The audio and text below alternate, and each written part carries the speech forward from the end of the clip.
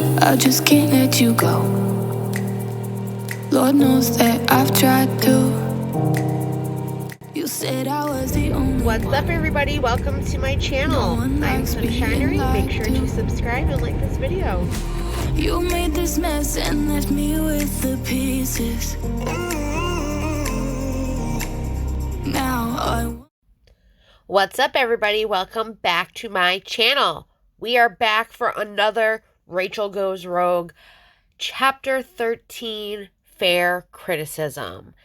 And this week she is with a guest, Melissa Reich, who is also known as YourBishTerapist on IG. So go check her out. The show notes for this week's podcast says, Lala Kent said, "You isolate, you groom, you lie. What does it all mean?" Rachel wants to know.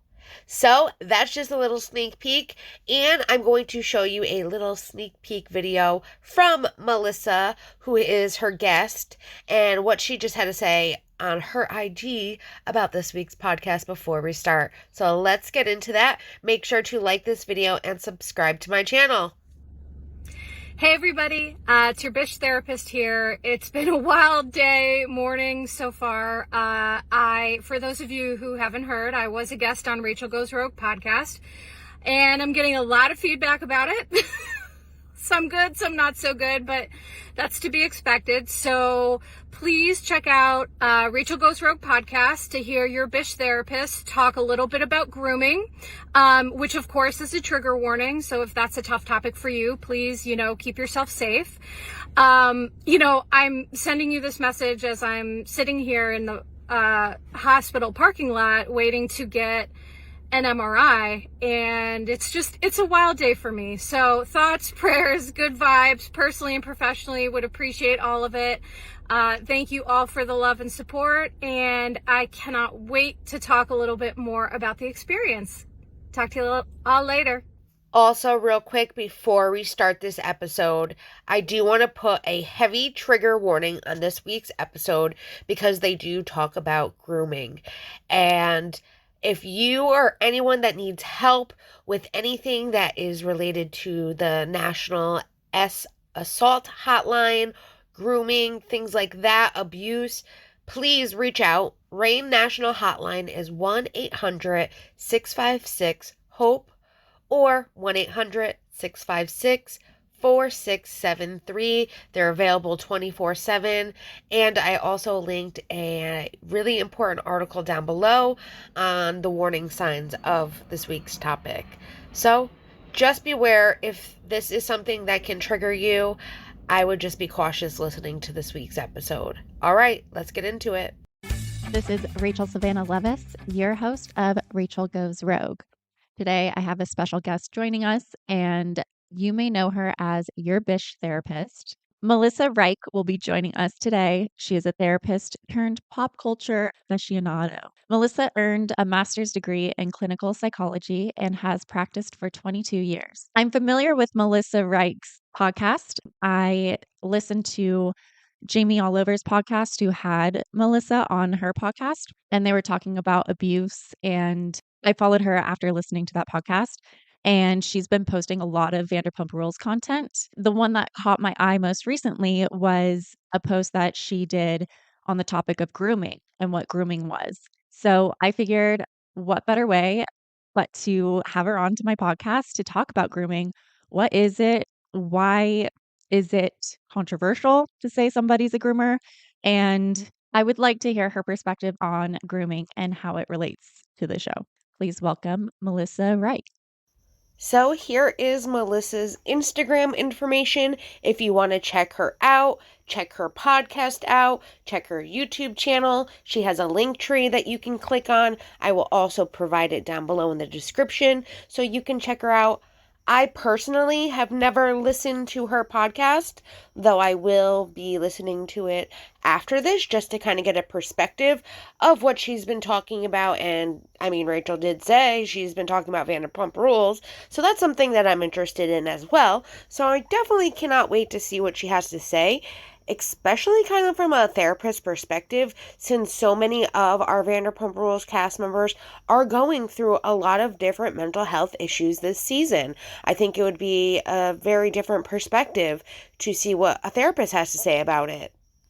And I also want to shout out that she is a 2-time cancer survivor. Congratulations to you, Melissa.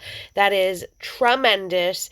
And to be able to just get over something that horrific is amazing. And I give you so much props and credit. I don't know how anyone can do that and just not feel like every day just giving up. So congrats to you on that. That really touched my heart when I saw that. So I wanted to share with everybody as well. All right, let's get into it. Hi, Melissa. How are you? I am so good. Thank you so much for having me. And I just feel it's so wild talking to you in person. So it's just good to see your face and it's good to hear your Yeah, I know voice. we connected on Instagram recently because I listened to Jamie Oliver's podcast and you were on there as a guest and you were talking about abuse. And that's one of the topics that it's a heavy thing to talk about. And I hmm really admire the way that you're able to take on those tougher conversations in a way that's productive. Thank you. I appreciate that. That's kind of what my whole thing is. And, because I'm like, well, let's make something good out of something that can be really toxic. So that's my goal. And I'm just really excited to do that here with you again. And since you are a therapist, you are specialized in all of this stuff and know all of the terms. And I noticed on your Instagram, you posted something on the topic of grooming because that came up on hmm Vanderpump Rules. So I hmm was hoping you could help us define what grooming is. I love the Jamie All Over podcast, which I kind of found interesting that Rachel listens to Jamie still. I do know at one point they were friends, and then Scandoval happened, and I'm pretty sure they're not friends anymore. But I cannot give you that as an that's just my opinion from everything I've seen. I don't really think she's friends with her anymore. But let me know if you know anything different down below. But I love Jamie. She did have Melissa on her February 23rd episode, which I will link down below. And Jamie and Melissa actually had a conversation about SA and DV. And Jamie actually and Melissa both opened up about extremely personal, traumatic experiences, but they also discussed the Netflix doc American Nightmare, psychology behind being a victim, victim blaming and shaming, how and why to speak your truth, why some victims internalize, minimize, or blame themselves, and impacts of not healing from trauma. It was a great podcast episode, and she also linked Rain for additional resources, which I did put in the beginning of this video. So if you or anyone is dealing with any of those conversations that we are talking about today, grooming, SA, DV, please look at Rain for some help. And I will also provide some other useful resources down below for you as well. Sure. It's a little bit complex. There's a lot to it. But so grooming is really manipulative behaviors that an abuser uses to gain access to a potential victim, to coerce them to agree to certain things, and to reduce the risk of being caught. So it's kind of an amalgamation of a lot of really complex behaviors, but the goal is always manipulation, control, coercive control, and things like that. What are some signs of grooming? Well, and one thing I do want to say too, because this is a common misconception, is that adults can be groomed. I think, one of the things that makes me frustrated is folks think that it can only be children or teenagers, but adults can very much be groomed as well. So I wanted to make sure I added that. It's such a controversial topic, I feel like, because hmm people get very, I don't know, like they're like, no, that's not grooming. This person's an adult. They can't be groomed, so it doesn't qualify. And I completely agree. Grooming is manipulative behaviors that the abuser uses to gain access to a potential victim, coercing them to agree to the abuse and reduce the risk of being caught. These are tactics that are used most often in younger kids, teens, and vulnerable adults are also at risk. I do believe that there is some kind of misconception that adults cannot be groomed, and that is not true. And I do hope that with this conversation can bring some light to that factor. So, what Right. would the qualification be for an adult to be groomed then? The broad categorization is just that people who are vulnerable, right? So marginalized groups, people with mental health issues, people who are struggling in that way. Sometimes we are more susceptible as adults to this sort of stuff than many people would like to admit. And for me, it does go into a little bit of victim shaming and victim blaming, right? Which our society does love to do, as you have found out. So I think that it's a mix of people have a hard time reconciling in their brain how that could happen as an adult. But when you're struggling, as with depression, anxiety, post-traumatic stress disorder, all of these things, there's no age limit to it. And I think there's the shaming of, well, someone should know better. And it's like, but sometimes we don't for a multitude of reasons. Mhm. Now, grooming in adult relationships is all about control and dominance. It is a form of manipulation that is often difficult to spot when a person doesn't know what to look for. And in this case, she just wasn't looking for it to understand, to know that maybe she was getting groomed, which I don't think she was, Rachel, that is. I just think there were some traits of it, just from everything that I know so far. I can't wait to see what Melissa has to say about it, though. Grooming is meant to feel good in the beginning, ensuring the person being groomed has no idea that they are being primed for abuse. Groomers target the victim to gain their trust, fill a need, isolate them, abuse them, and maintain the relationship. Now, this is why I say there are traits, because I do believe that he maybe targeted her per se, and he did do things to gain her trust. She did say that she felt isolated because of the incident and because of them having to lie about it to everyone. They were isolated. He isolated her. I don't understand the abuse, because there wasn't any abuse. There was maybe emotional abuse, but there wasn't any physical abuse. I do know that both can be considered part of the grooming aspect, and they tried to maintain that relationship. And Tom is someone that still tried to maintain the relationship even though Rachel was done. Though I do think she needed to be more blunt and honest and be like, listen, it's over. You're blocked. Get it through your head. Don't call me again. And sometimes if you don't say those words, that person doesn't know and they can cross that line. And sometimes you just got to say, listen, stop it. Stop talking to me. And I can see where Rachel is coming from, where she felt like she's been manipulated. She felt like maybe he was grooming her. She felt like these are like narcissistic traits that he has and that she was duped. I can understand that. I also know that I was 20 years old once, and I was young and dumb per se, and I was vulnerable and naive. And yes, I got myself into situations that weren't the best for me, but I learned from those moments. I grew from those moments, and I never chalked it up to just being young and dumb and blaming it on that. No. I chalked it up to I needed to learn these things to learn what I didn't want in my life anymore, what different boundaries were, and what I needed for myself.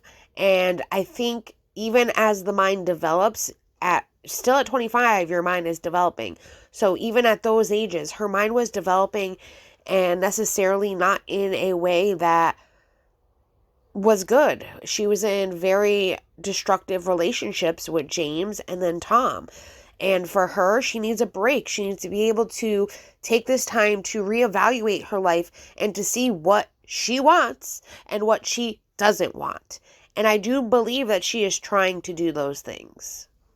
My understanding of what grooming is, I guess, is like this person wants something out of you, Mhm. and it's like a gradual easing into this thing Mhm. where it's so subtle that you almost don't notice that it's happening. I guess, like, pushing boundaries. That's exactly right. Mhm. I have a term for it. I call it boundary stretching. Okay. So what that means to me is, when you put on a pair of pants and they're a little tight and you just give them a little good old stretch and they'll fit you eventually.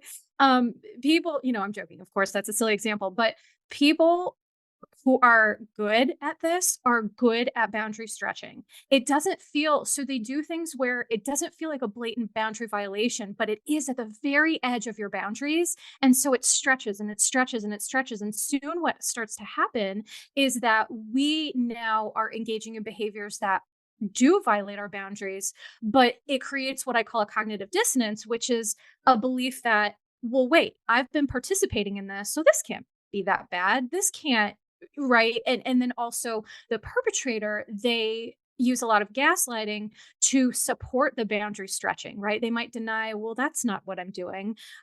So I believe that we in our gut know when something feels right or doesn't. And so my best feedback with that is just to listen to your gut. Because, Mhm. and I'm sure you've experienced this too, right? Where things happen that in your gut you just did not feel really comfortable with, but it's how this slow incremental boundary stretching really is a huge tactic. Boundaries are limits and needs that you express to yourself and others in order to feel safe, healthy, and comfortable. These are especially important in relationships, and the big key to that is communication. That is what a lot of relationships lack, is communication. If you don't have established communication in any relationship, then setting a boundary can be hard. If you create a dialogue of open communication in a relationship, setting boundaries will feel easier and go much more smoothly. And I don't think that she had very many boundaries set for herself, let alone in a relationship at that time. And that is something that she needed to learn to do. She never set boundaries with James, though she had said, like, if you don't stop drinking, I'm leaving. That was kind of a boundary. But did she stick to them? Sticking to those boundaries is what is important. And if you don't stick to them, it's going to be unhealthy for you. Here are just some good tips to preparing yourself for setting boundaries. Identify them before setting them up. Talk to a therapist about your needs and limits to process why they are important to you. Prepare yourself for the follow through if the needs aren't met. Explain your boundaries openly in a calm way with the other person. Remember to stick to your core needs, but be open to meet the other person's boundaries. If either person gets flooded, take a break from the conversation and come back when it's calm. And of course, if you get stuck, reach out to your therapist for family therapy or relationship therapy or couples therapy or just that one-on-one therapy that can help you get your boundaries in check. As you're describing this, I'm just thinking back to the situation with Tom and I and, like, how that came to be, because on the episode, Lala told Tom that he's a groomer. And as I'm thinking back to that, like, the whole, like, first kiss that happened in the pool at Tom and Ariana's house, I know that it wasn't just like a flip, like, there were steps that were taken to Mhm. get to that point. And as Right. I look back, I'm starting to recognize what those little things were that Mhm. made me feel comfortable enough to go there. Right, right. And so what you're saying is exactly, what I'm talking about, where it's small and incremental and it happens over time. So yes, your that experience makes sense to me. Which I'm happy that she could see the signs now, but why didn't she set boundaries back then? Knowing Tom had a girlfriend, knowing that his girlfriend was someone that was a friend of yours, when he was touching you in places that were inappropriate or doing these things that you apparently can see now, Why didn't you set boundaries? Like, hey, don't touch me. Hey, no. Hey, don't do that. Hey, you can't say that. You did not stop that. And I'm glad that you can recognize that now, so you can recognize that for future relationships. But you also need to take some accountability that I myself did not see these traits to be able to stop that. That's what I want to hear you say. The thing that Lala was pointing out to Tom was when she heard me say, I'm isolated and I don't have anyone else and I need to fall in line with Tom. Otherwise, like, I won't have anybody.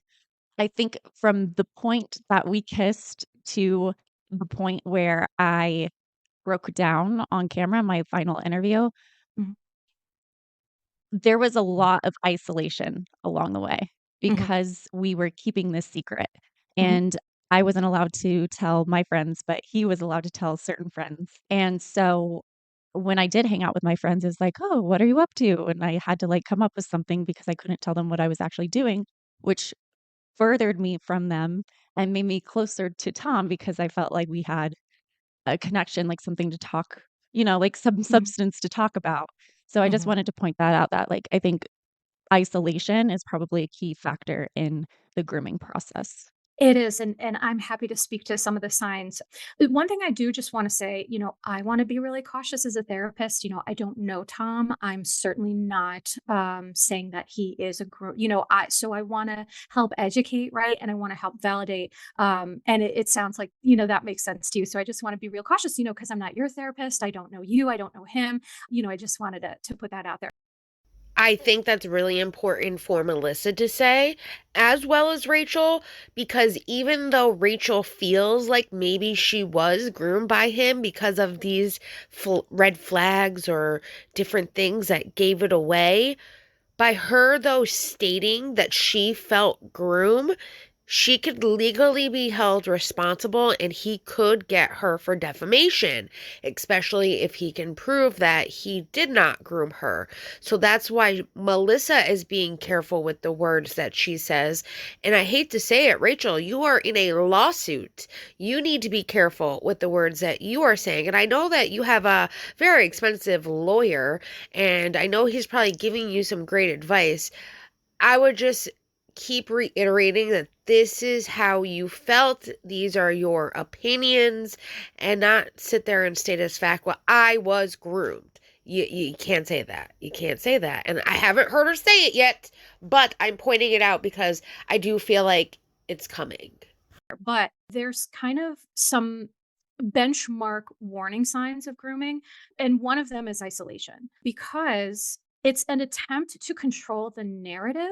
If we're separating somebody from their loved ones or their friends, like you said, you didn't really have anybody to talk to. Well, there's a functionality in that, which is that you're then more susceptible to certain behavior, right?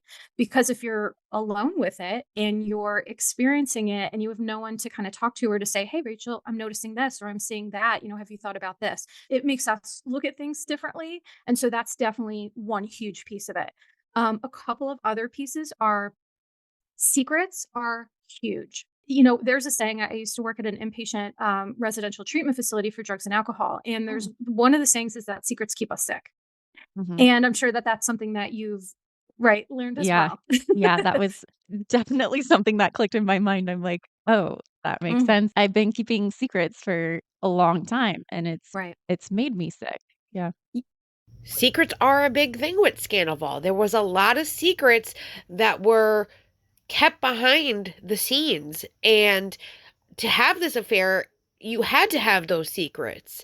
And whether it was you feeling like he was manipulating you to not be able to say anything and not tell your friends, you did also say at one point that there was a couple people that didn't know about this on your side.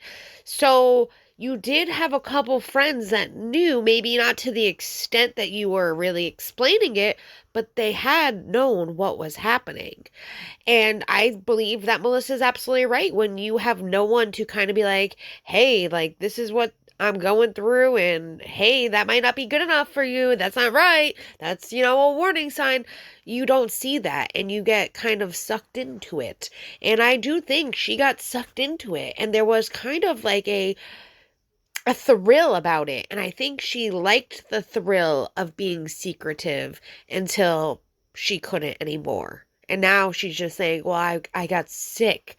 I got so sick that I was just keeping all these secrets from people. So, I mean, I've heard both from her. What do you guys think? Let me know down below. Truly. And again, that's the incremental boundary stretching too, right? Because it's like, well, if you're going to keep a small secret, then people know that you're going to keep a bigger secret.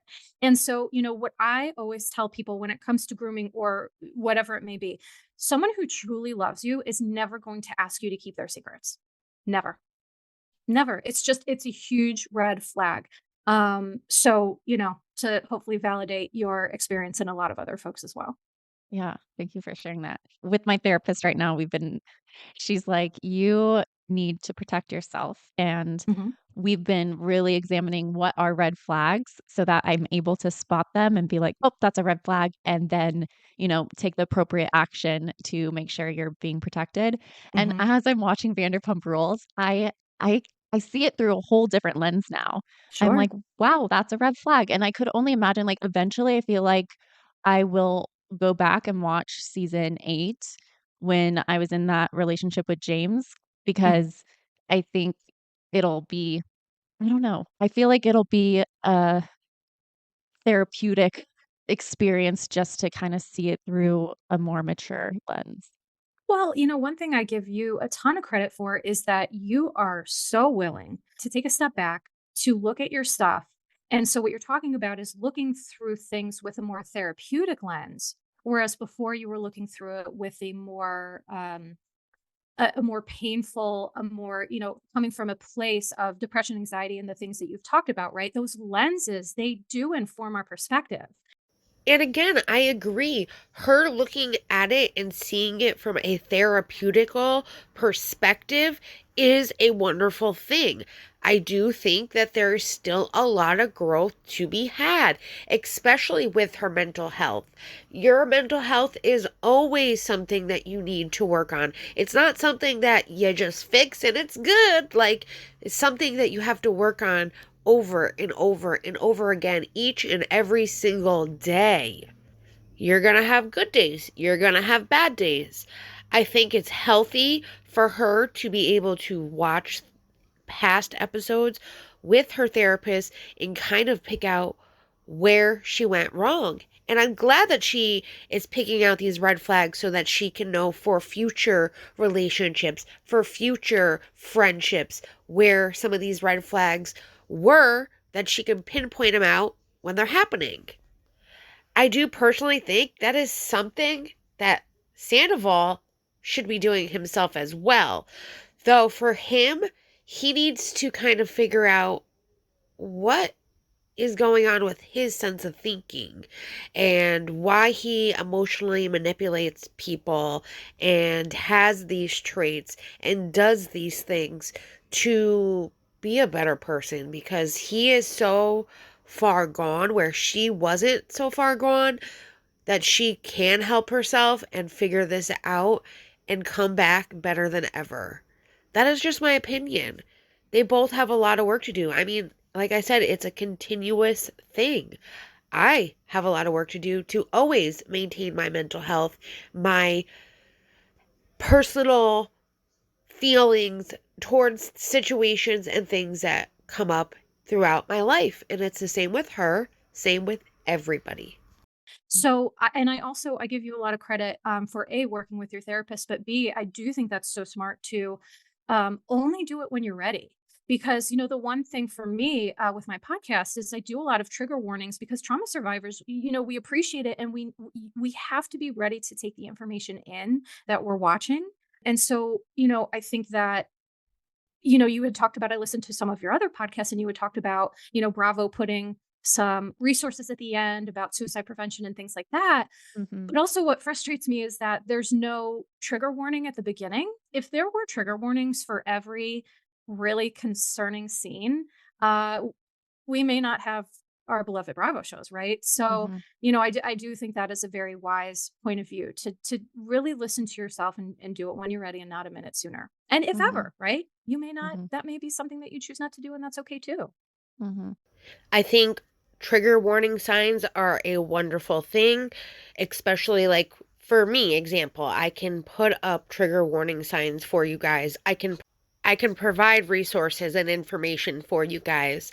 I think a thing with television and movies, it's kind of hard to put up trigger warnings, especially with such just sensitive topics like that don't necessarily need a trigger warning, though some people can be triggered by the conversation happening. I think if you're clearly talking about, SA or DV or unaliving yourself or even grooming, things like that, that are tough topics with mental health, that those resources should be available, and trigger warnings are so easy to just put up either before and after or both. I think though it gets to, but what makes this need a trigger warning? You need to then identify what things need trigger warnings and what don't. And if a company as big as Bravo starts putting trigger warnings on everything when they don't put a trigger warning on something, they could be then maybe even held liable per se because they maybe triggered someone without that warning.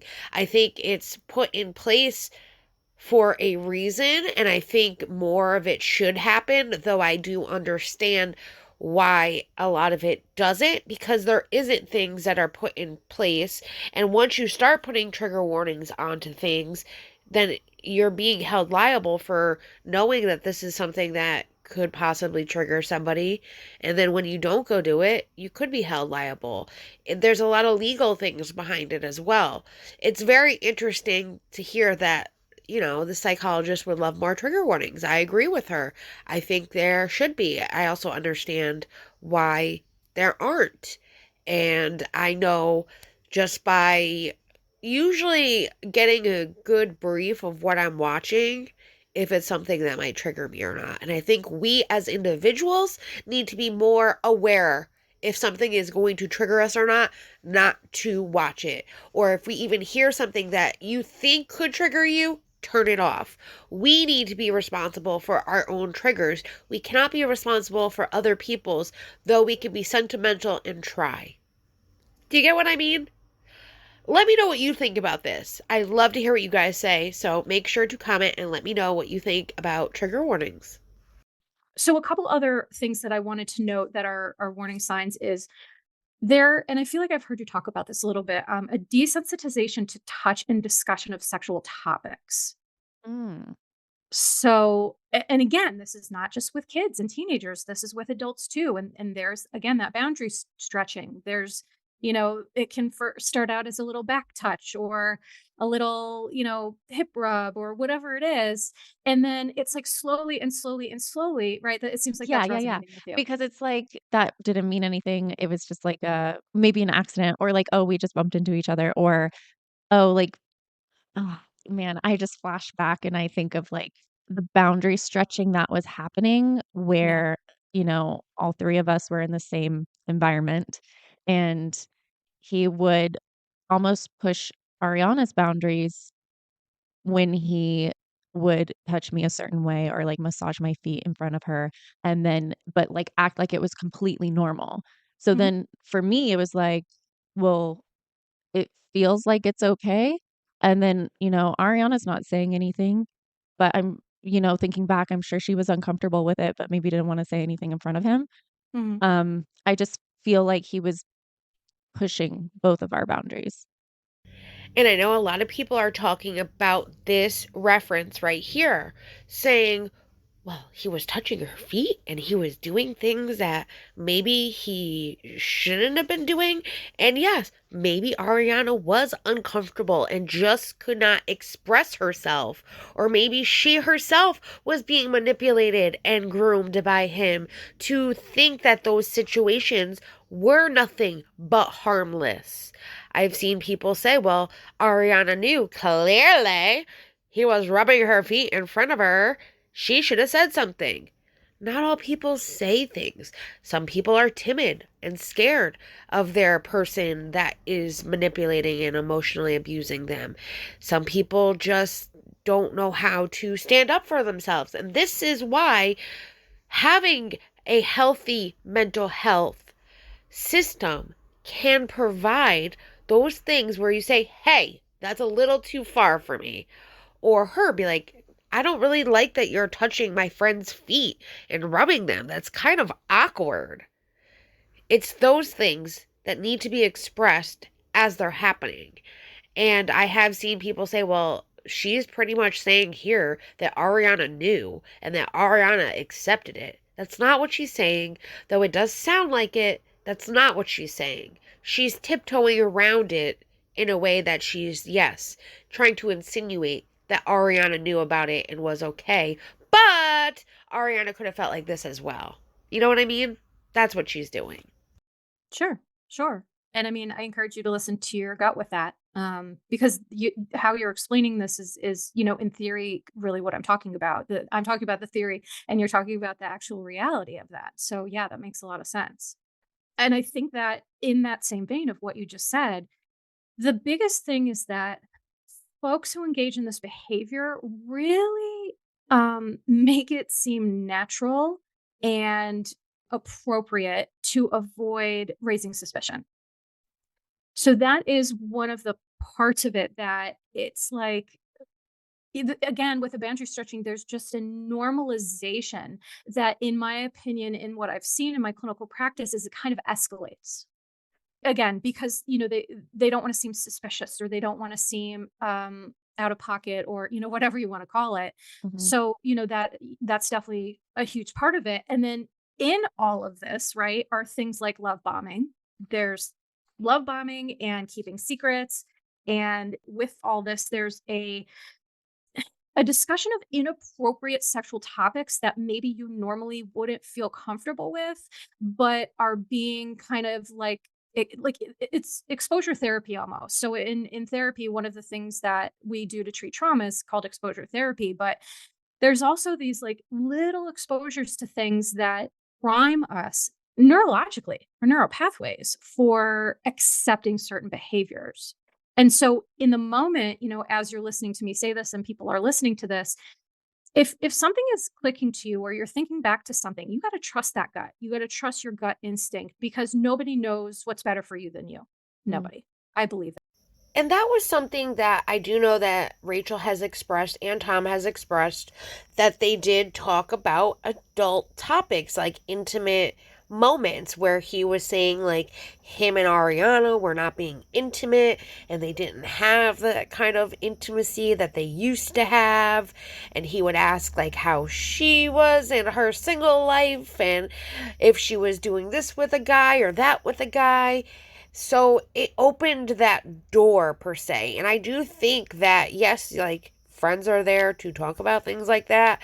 But when it gives you like a creepy, weird vibe, like, why does he want to know who I'm fucking? That's a red flag. And that is one thing with groomers. They may bring up unnecessary and inappropriate topics in conversation with you. Or they may bring up topics that seem a bit more harmless, like problems at work with friends, but the problem lies within how heavy they rely on you for emotional support or comfort. And Tom was relying on her for that emotional support and comfort, just like she was. One of the examples that they give here is that they may try to exclusively call you, cry to you, or ask for lots of hugs. You should not be responsible for taking care of an adult's emotional needs. And if an adult is making you feel this way, it's a big red flag. But see, that's where it can get tricky with adults and adults, because he, as an adult, is also expecting that he could talk to a friend and have a very adult conversation with, where he might not perceive it as being inappropriate, but she might. And that's where your boundaries come into place. And I do think there should have been more boundaries put into place. Even her talking to Ariana in season 10, that last episode where she was being very like, well, are you and Tom having sex? It was already to that point that it felt awkward, and that Rachel was pushing those boundaries with Ariana just by the way she responded. She was caught off guard and then was just like, yeah, things aren't the best, but I'm still attracted to him. I still love him. I still want to be with him. Ariana normalized it where Rachel was kind of making it inappropriate and pushing it to a boundary that maybe Ariana was not comfortable. And that was her boundary to set. And I think she handled that situation very well. Though I think vice versa, Rachel didn't really understand that it was getting to a level of, this is kind of awkward, because she felt like it was normal. So I can see where she didn't notice that red flag. That wholeheartedly. Like, as a Mhm. therapist, I'm a guide. I'm a guide to help people save their own lives. And it's a pleasure and it's an honor, but you really do all the work. Mhm.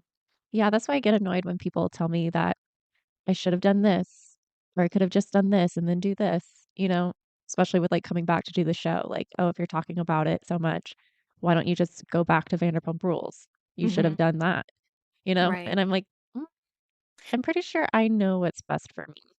Right. And so that's my message to you and people listening, like people who have been gaslit or what have you, is that you're really doing the work. And I think that for so long, in my estimation, you really didn't have a voice. So to use your voice is honestly so important, because it's not only helps you, but it also does help other people. In the program, we talk about sharing your experience, strength, and hope with others is invaluable, not only for your growth, but also for your healing. Mhm. Because, and I truly, I give you a ton of credit for not going back to Vanderpump Rules, because I think that everyone's going to have an opinion about what you do. But at the end of the day, we have to put our head on the pillow and go to sleep and know that we did right by us. And listen, I do give Rachel a lot of credit for getting the help that she has needed and still needs, and the growth that she is making with the steps that she's taken to be a better version of herself. I do have my opinions, which I'm entitled to. I do feel like I don't necessarily think she should have gone back to Vanderpump Rules. I've always said I don't think I could see her going back, and where would she fit into this mix. But I do think, though, that if she was necessarily done, like she says she is, and she wants to move on from this, like she has proclaimed, she wouldn't be stuck sitting here talking about things that she's already kind of addressed. Yes, there are a lot of things she hasn't addressed, but there are a lot of things that she has addressed. And coming back now and talking about them, some of the things that she's addressed in the past, she's contradict some of the things that she's said in the past. So it's like, you know, girl, do what you want to do what's best for you. Just know the growth and your progress will be seen by others, and how you handle everything is being seen by others. And unfortunately, that's what happens when you're in the spotlight.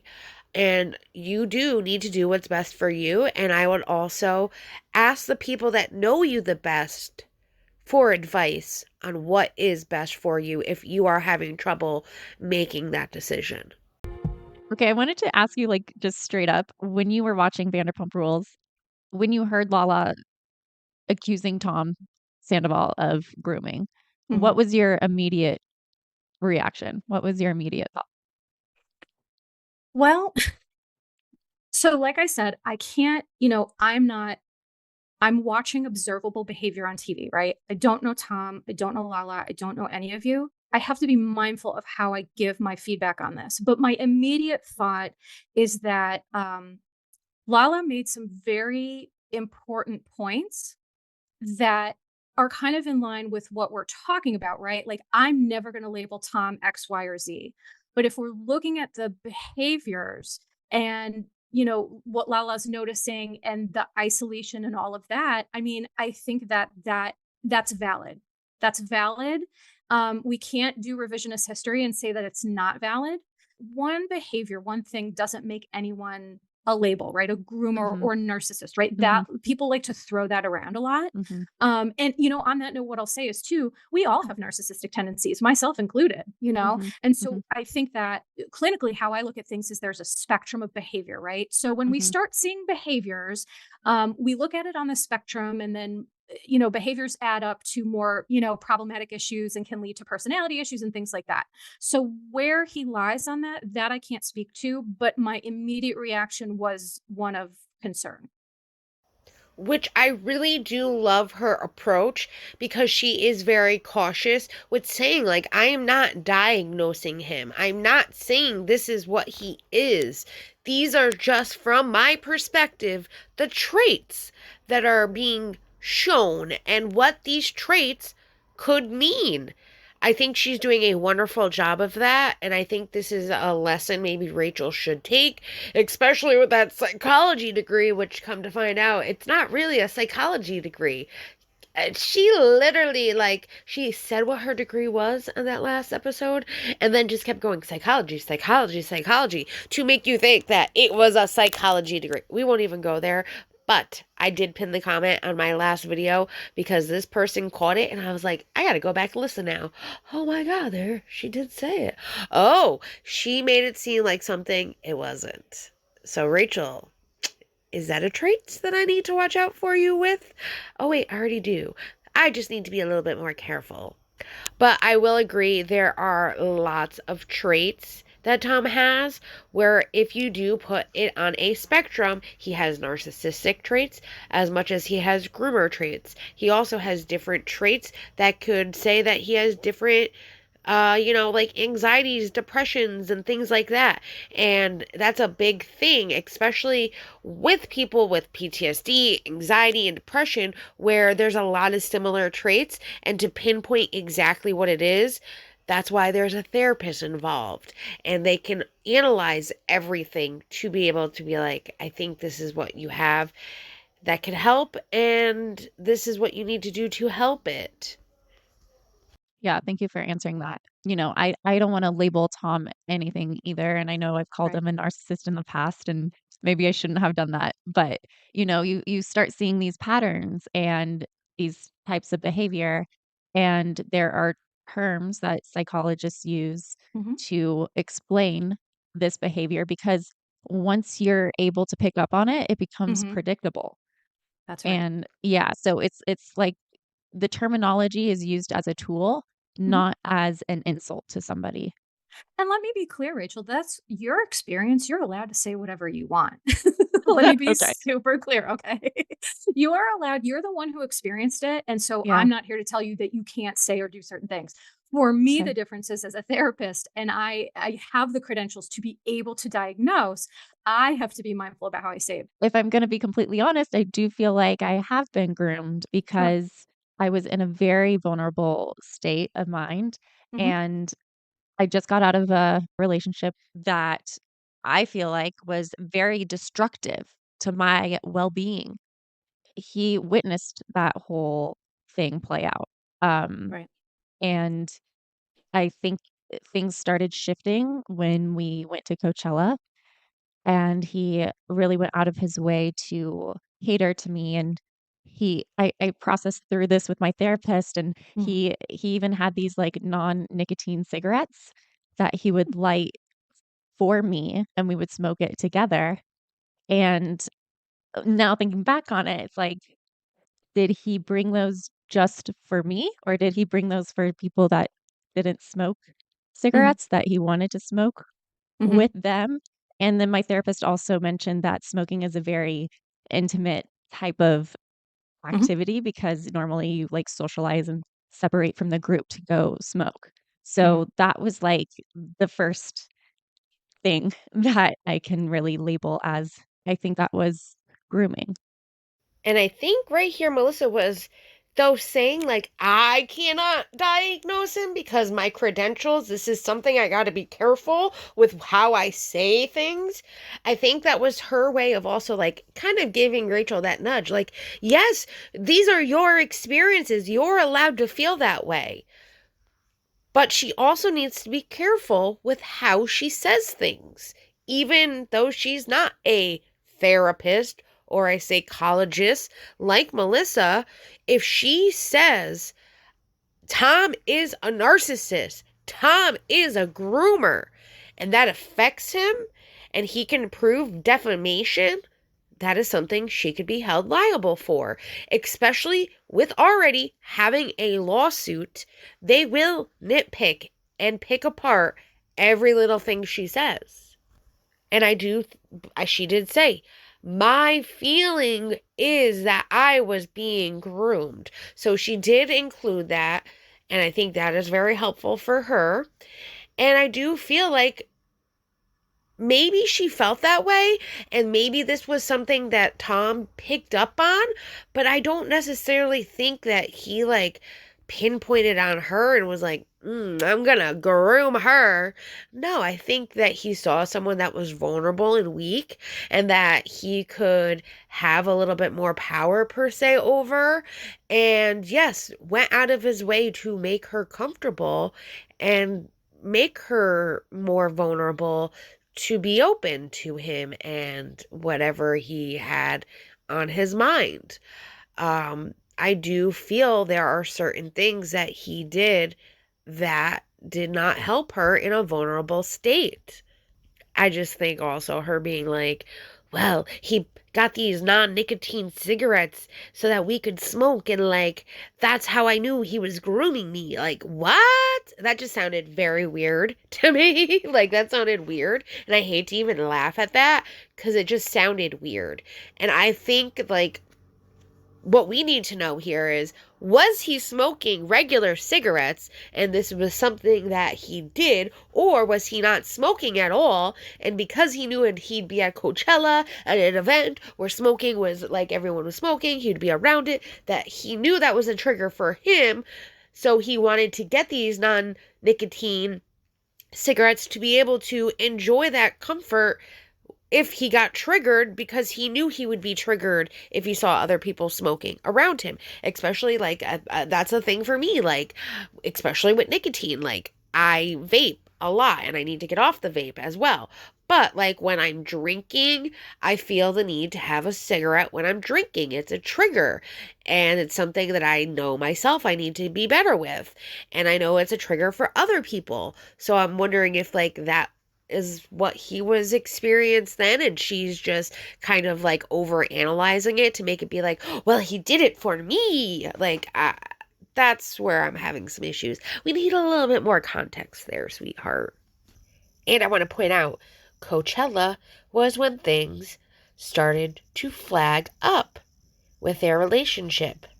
So it was probably more than 7 months that their little flirtatious vibes were going on. And a lot of people did assume Coachella was maybe the start of it. And this kind of confirms that theory. Maybe not the start of intimacy, but the start of having an awkward relationship that wasn't like a friendship, an emotional affair, per se. Sure. And, I, again, respect how you feel sincerely. Nobody can tell you how you feel. And I'm just honored to, be here to process this with you, to talk about this with you. And I'm also grateful that you have a therapist to process this with, because as you're experiencing, it is such a mind jumble when you're sifting through all of this, right? Memories pop up and things pop up that you never thought about twice. And so, what I will say is when we start to heal, everything about us heals and our perspective shifts and we see things in a different light. And so I give you a lot of credit for doing that hard work. And I hear you. I hear you. What are the ways to identify a grooming dynamic in a relationship? And once you're able to identify it, how do you leave? Oh, those are good questions. How you identify it is honestly I would say if you have a guide, so whether, there's some people who either don't believe in therapy or don't have access to it, right? I'm not going to pretend that therapy is accessible to everybody. It should be, but it may not be. So I think the first step is trying to discuss it with a helpful advocate, a guide, someone who has your best interest truly in mind, right? So for me, a therapist, I feel like is a great option if you have one. But if not, it may be doing some research on your own, contacting a victim's advocate. RAINN has so many good resources for folks. They have online chats and they have phone numbers. So I think that the first step is if you're feeling something isn't right, listening to that. That's step one. Step two is finding a safe space, a guide, an advocate, a therapist, someone that can help you, groups, domestic violence groups, or, just a trusted person that, they have your back and they're not going to weaponize anything or try to skew anything. And then I think truly the answer is processing, right? I think these are all wonderful steps and advice on what people can do if they are experiencing something like this. I do think the biggest thing that she has mentioned is to trust your gut. If a situation does not feel right, it might not be right. Another big thing that she said here was advocacy groups. And I am in a few advocacy groups. One of the advocacy groups that I'm a part of, and that's such a weird word for me to say, I'm sorry, is for my epilepsy. It was something that I got later on in life. It was something that me and my family were not very much educated in, and understanding it and just feeling like I have a safe space to go to where I can talk and relate with others that are experiencing the same things that I am. And just having my mom come to a few, she was better to understand different traits and things and understand things that I was saying. These are problems, these are issues, these are things that I need to look out for, and better understanding that herself, and just having that healthy perspective of seeing what other people have gone through or and how they managed it and dealt with it and how they came out the other side. I think an advocacy group is a very important thing, especially with victims. You strive to be a survivor, not a victim. And when you can surround yourself with positive people that can understand and be able to relate, you get to a level where you are better yourself and you are there to want to do to help others as others were there to do and help you. Because for you, and I'm not sure if you can speak to this, but when you're in therapy, you process things in such a way that you cannot do alone. And I'm going to say myself included, right? I'm a therapist, but I have my own therapist because, I think we all need help seeing the forest for the trees sometimes. So again, to summarize, it's talking about it, self-assessing, really figuring out, touching base with ourselves. Because I think the one thing that a lot of women especially don't do, we love to gaslight ourselves. I mean, society loves to do it too, but we love to gaslight ourselves in terms of being like, maybe I was being, too judgmental. We love to do that. And it's like, ladies, let's just stop. Let's just stop the madness and trust yourself enough to know that if your gut's telling you something isn't right, that's really worth taking a look at. Great answer. Yeah, I think it's so helpful to know that there's resources out there for you. And Mhm. there's ways to get help, even if you can't afford a therapist. RAINN.org. Specifically, I just wanted to make sure people listening to this are getting good resources. So RAINN.org, RAINN.org, is a great resource. There's the National Sexual Assault Hotline, 800-656-HOPE. You can also chat online at online.rain.org. It's free, confidential, 24/7. So, doing a quick Google search if you're looking for specific resources, thankfully the internet is a beautiful thing. And it does help us get connected to those resources if therapy isn't accessible. One other thing I want to say too is I really recommend, it's called psychologytoday.com. And it's a website where I kind of joke it's like Tinder for therapists, but without the sex part. It's like, so you can look through profiles and you can look at pictures and you can look at what do they specialize in. You can search by insurance information and all that stuff, because choosing a therapist is also really hard and really daunting, right? So Yeah. that's usually a good resource that I like to recommend for people too. And even before I even listened to this podcast and I just knew what the topic was going to be, I knew about RAIN. I knew about that organization. They are a wonderful organization. I will link them down below. I will link articles down below about grooming from them so that way you can read them yourself. I do think that these advocacy groups are very, very important. And knowing that there are people out there that understand, even on RAIN, they have survivor stories that are just so interesting to read and be able to understand, and maybe you can relate to some of these. And just that feeling of not feeling alone, like you are not the only person that is going through this, is a tremendous help. And I don't really want to say this, but I'm going to say it. I feel like Rachel is just kind of brushing off these groups that are there to help. She's like, of course there's groups for people out there that you might not have the money for it. I mean, she literally was fighting for Bravo to pay for her expensive therapy. I mean, she chose that, and I do love that Melissa suggested that website about being able to go and read about these psychologists and therapists for you to have a better understanding of what they specialize in, what they do, and things like that, because I do know one of my biggest issues was finding the right therapist. And I had found this most amazing therapist ever, and unfortunately he passed away due to a heart attack. And after that I struggled for a couple years to find someone that was not going to just like yes me to death or just say leave it to God. Though I'm religious, I'm Catholic, I just couldn't say like, oh, just leave it up to him and he will fix all of my problems. I knew that I had to do work.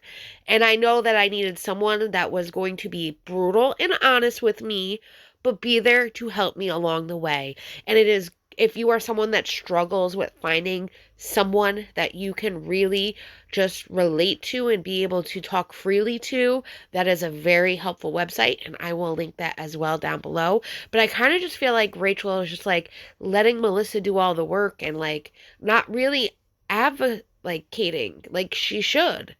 I don't know. That's just my opinion. Let's go into the last couple minutes of this podcast. I know a lot of people are going to critique, you know, this discussion about grooming because I was a 28-year-old, now 29-year-old woman who should know better and can make my own decisions. I'm a grown adult that like grooming doesn't happen to these people. But I just wanted to say like I was in a very, very vulnerable place. And this is not an excuse by any means. This is just like my experience and my learning process through what I went through. And I knew that it was unhealthy, but the consistent, like, text messages, FaceTimes, insisting that we FaceTime, um, not letting me sleep. He was even attempting to turn me against my family and saying my family isn't caring for my well-being. They just, they have ulterior motives and would refuse for me to, like, have even a full 48 hours to myself with an issue. So I think it gets to a point where it may start out as just like little teeny things, and then it turns into something more until it's like something very controlling and powerful. And when you're in it, it gets so consuming, where it almost feels normal. Like it felt normal to FaceTime him every single day. It wasn't until I really took that time away and checked myself into an inpatient treatment facility and started really focusing on the work and limiting my time talking to him so I could, like, think for myself. Yeah, it really is hard to see it when you're in it. Yeah, I think that your point is so important that we need time and space to get perspective. I would say most of the time in relationships, because, I kind of use this analogy of, sometimes we lie in a pile of our own garbage and we're just used to it. It smells, but it's warm and it's like shaped to our body. And you're like, ooh, this feels normal. But then you get out of it, like someone reaches out their hand and they grab you out and you look back and you're like, girl, how did I do that? There are some key words that she says here. She knew this was bad and unhealthy, but the phone calls, the messages, him telling my parents were wrong and not to listen to them. Those to me, yes, are red flags, but they're also excuses. But means forget everything I just said. This is really what I want to focus on. And this is where I don't believe she understands that she is making herself a victim and trying to be a victim and put all the blame and shift onto Sandoval. She needs to still have that ownership. And yes, she's doing a great thing by going and having a therapist, going to therapy, actively working on it every single day. But there gets to a point that you stop putting the blame onto others and you take responsibility and you lead with that. And that is not what I see from her. You know? Yeah. So I think your point, it's so valid that we do need time and space away to really get full perspective, number one. But number two, something else I would like to say from a neurological standpoint is that our brains do not fully develop until the age of 25. The last part of our brain to develop are the prefrontal cortexes, and that controls impulses. Mhm. Okay. So Mhm. I think that, I don't want to get on my soapbox, but I think that societally, there's a lot of judgment about, well, if you're in your 20s, you're a full blown adult. Your brain would beg to differ. Okay. So I think that, when you're in your 20s, you're still young. There is this weird societal expectation that the day that you turn 18, you're supposed to all of a sudden be an adult and responsible for everything. And that's A, just not true. But B, the thing that I appreciate most about you, which is something that a lot of folks cannot do. You'll say, yeah, I know I'm going to get backlash for this. I know that I was 29. I know that I'm, a grown woman, and you take accountability for that, right? And that is all that we can do as humans. All we can do is say, wow, this behavior was not characteristic of me. And this was not the person that I'd like to be. Mhm. So let me actually take a look, get time and space, get some help, and work on changing that. And my goodness, isn't that what you are doing? Mhm. But people, you certainly cannot please everybody. And people always are going to be critical and judgmental and just mean. So I think that your healing is yours and yours alone.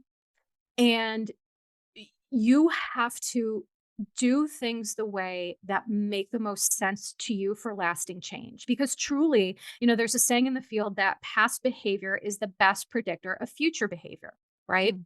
I'm sure you've heard that many times before. I haven't heard that, but it makes Oh, complete sense. Yeah, and I'm noticing, like, okay, people have patterns. Like, it's a pattern. It's not going to yes. stop unless they really want to change.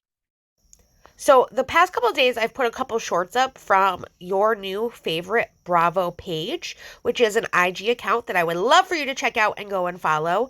They had a different perspective on this situation, and I wanted to read it and highlight it for you guys.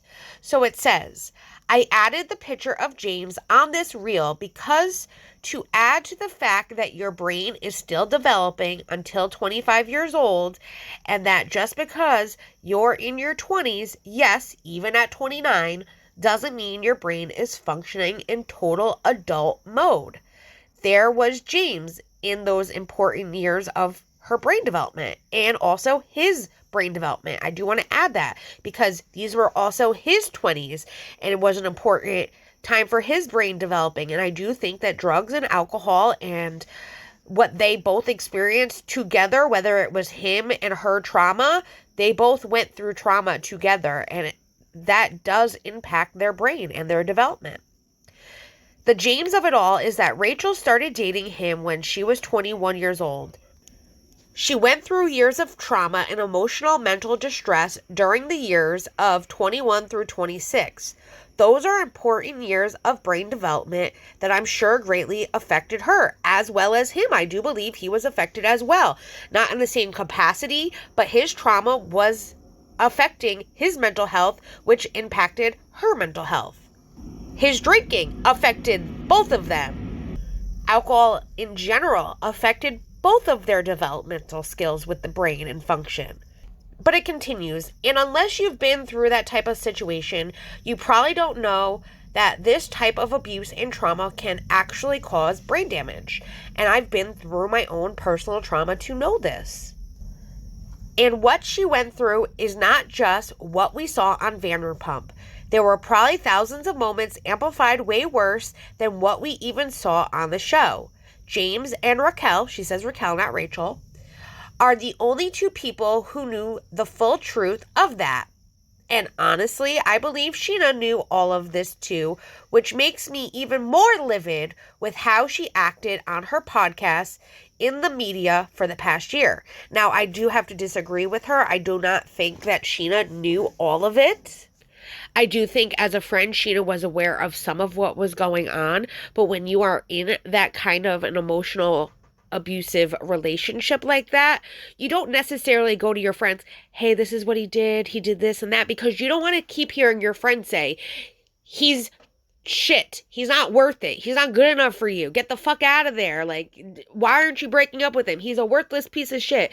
You get tired of hearing that, though it's something that you do need to hear. It's the way that the approach is as well. And I do think that if she was scared to tell Sheena that this was going on, that was the response that she would get, and she wasn't looking for that kind of a response. She was kind of comfortable in that, like, shit situation, as Melissa describes it, where she just wanted to stay right there and not be bothered, and I'm okay if I'm just like this kind of a feeling.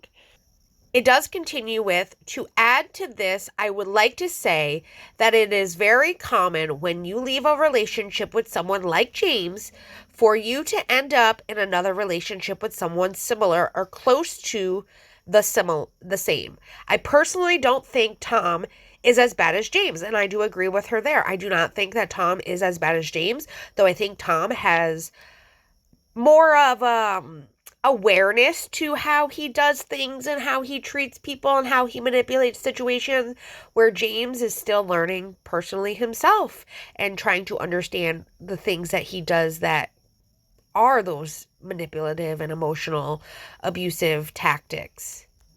And she says, that's just my personal opinion. You normally need to take a break from dating in order to never fall for that type of situation again.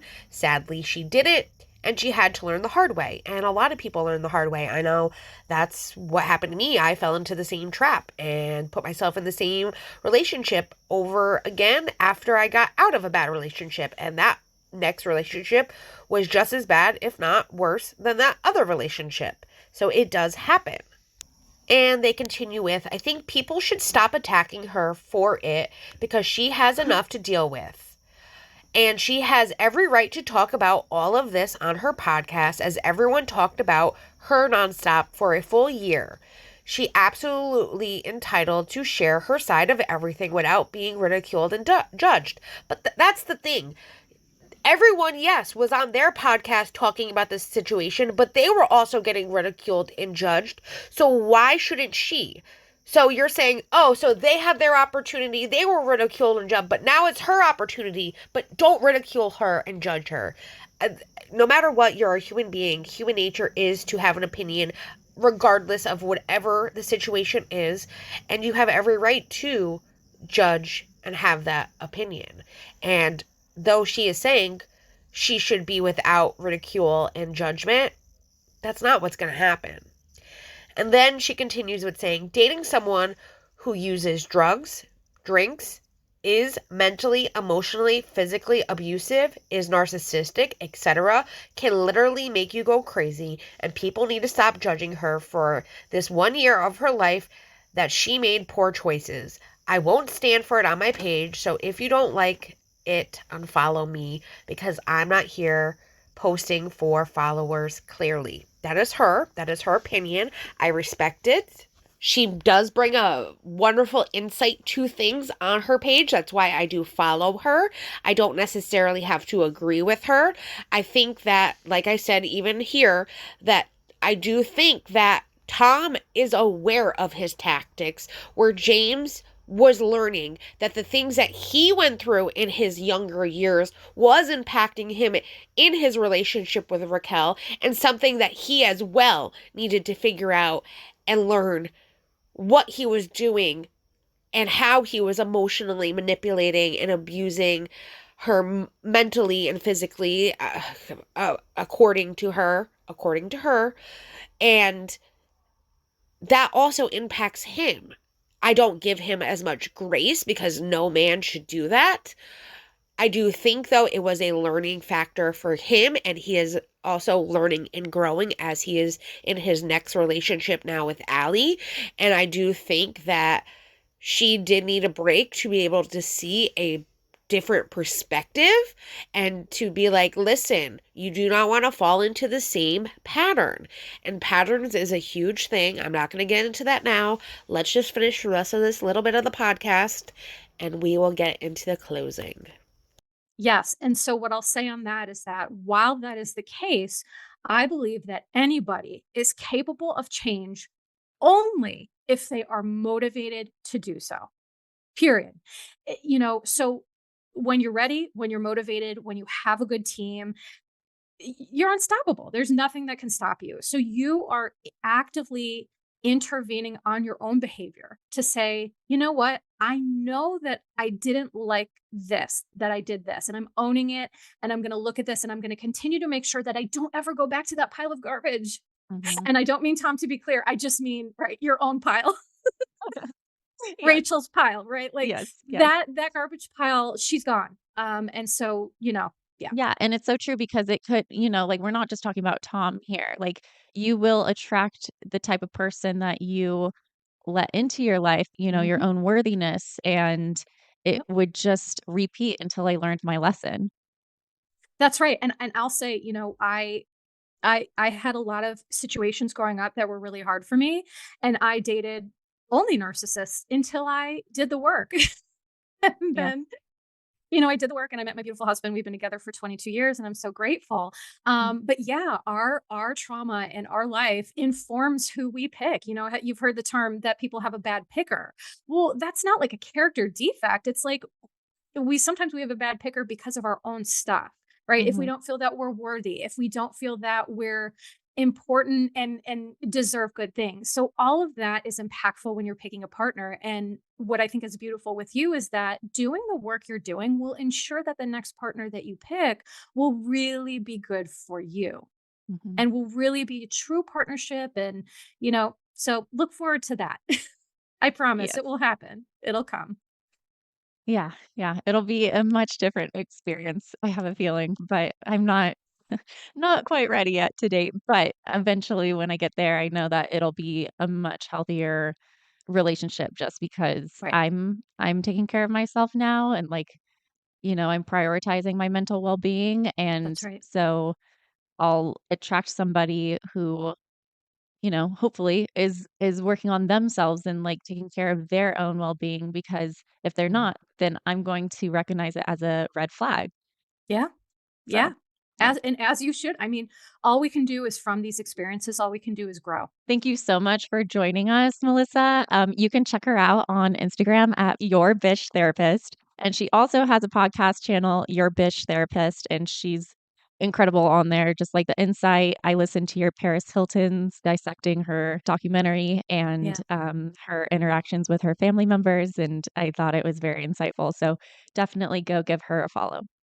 Thank you so much, Rachel. I appreciate you having me. And I'm so happy to have met you. I'm so happy to have this conversation. And I'm just grateful. So And I will say the biggest thing here is to, if you don't love yourself, how is anyone else going to love you? And that is a big factor when it comes to any relationship. And I'm happy that Rachel is doing the work to find herself, to better her situations, and to not fall into those same patterns. I think this was a positive episode, though there was some things that I did not agree with necessarily. It was a well-informed episode. It was very helpful, resourceful, and it provided a lot of knowledgeable information from the therapist. I do think people like this are a great insight for her podcast. I do appreciate it and I respect it. I do think she has a little bit to go still when it comes to just recognizing that she made mistakes. She chose different things that she knew were not good for her. She was the one who let it continue, and she can't be pushing the blame onto others like she is trying to do. She needs to take ownership. Like I said, I was young and dumb once, but I don't chalk it up to being young and dumb. I've learned from those mistakes. I say to myself, I know what I caused to put myself into those positions, and I never want to be in those positions again. So I know what I need to do. I know what I need to look out for so that I'm not put into positions where I'm vulnerable and I can fall into a trap, per se. Let me know what you all think about this episode. I hope you all enjoyed it as much as I did. Let me know if there's any other podcasts that you would like for me to check out and listen to. I would love to listen to them here with you and dissect them and discuss them. I will be doing lives very soon, so make sure you are subscribed with your notifications set to all so that you can get notified every time I post a video or go live. And don't forget to like this video, and I hope you all have a wonderful day, and as always, do not let anyone dull your shine. Bye, everyone. Wanna burn all the bridges between us.